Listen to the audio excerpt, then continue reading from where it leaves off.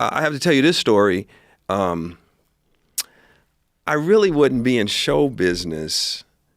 I was going to college at Illinois State University in Normal, Bloomington, and I was in the theater department, and I love theater. And then I'm down there, and on one side of the theater is John Malkovich and what's her name, Laurie Metcalf. They were on the other. Those were the actors.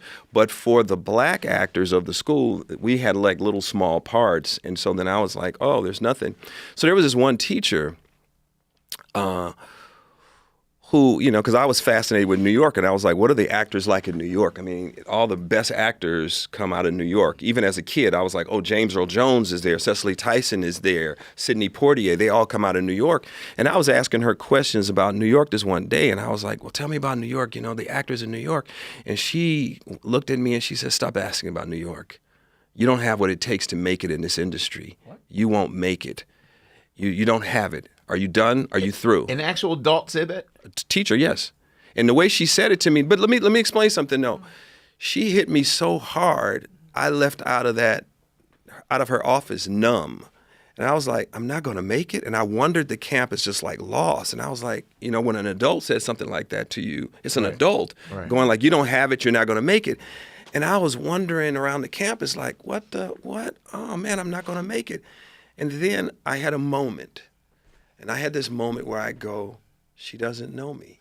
She doesn't know who I am. She doesn't know what my talent is, what's inside of me. And I shook it off and I said, I got to see for myself.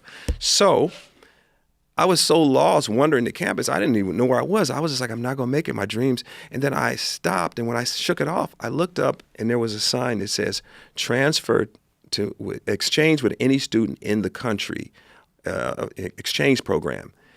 And I was like, I went in that office and said, I want to exchange with a student in New York. And when I have a school in New York, we have a school in New Jersey. I said, I'll take it. And I transferred to William Patterson College in Patterson, New Jersey. Close enough, close enough. Close enough. And so I would get on a bus from Port Authority and go to Manhattan on the weekends after I left school. And, but that teacher, if I saw her. This is 76. New York. And so that's when I met Denzel. Okay. It's like, but. Did you see that teacher again? But see, here's the thing. If I saw that teacher, I'd give her the biggest hug. Right. I'd give her the biggest hug because I don't, like a lot of my friends never left Chicago.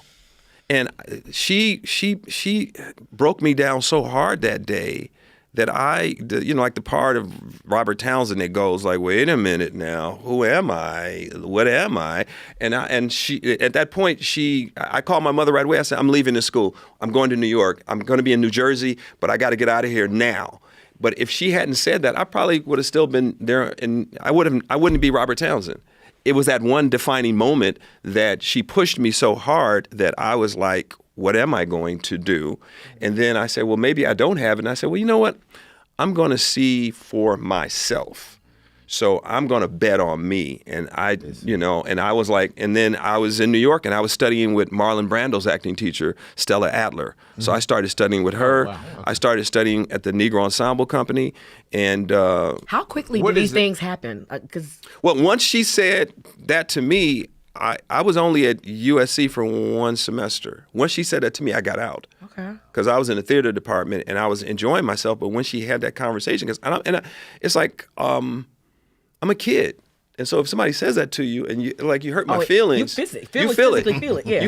I felt it, and so then I was like, I got to get out of here. So then I was gone. But then the Stella Adler part, like how? So once I got to New York, it's kind of like I say this to artists all the time. You got to have a blueprint, and so I was like, okay, to get to the next level, I want to study with the best. Stella Adler is Marlon Brando, one of my favorite actors. I would watch all of his movies, when I was that little boy, TV Guide. So then I'm studying with her, and then I go. Wait, but how did you know to go to the top? Like, and how'd she take you? Like, she took you. Like you said, I need the best acting teacher ever. Where is she? Oh, how did you even? Well, so let me say this, because it's kind of like if you're hungry for it, if you really want it. Then if you go like, I really want to be an actor, who's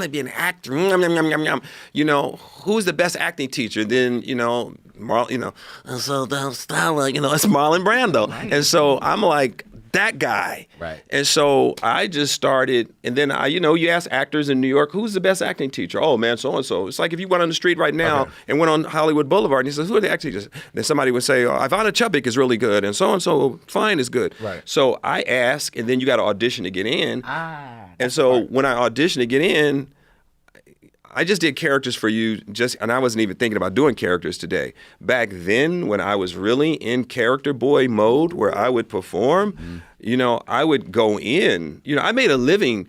I can tell you a funny story. I made a living doing dog food commercials because I could do that invisible dog. They would bring me in and they would say, "Okay, a little chihuahua, a big dog. He's excited to see her." And I made money being a dog. Yo, this is the greatest episode of all time. So anyway, Sorry, Jimmy Jam, you out of here. Yeah, it's a wrap, Jim. So anyway, when you say the whole thing of that teacher, I would hug her because in that moment she challenged me so hard that I was like, no, I got to see for me rather than like, you're right, I'm nothing. I was like, no. And I think a lot of people get squashed like that all the time. Dog. And so that was your teacher. Imagine if some of your family members saying that to you. Oh yeah, like, I know the squash feeling. So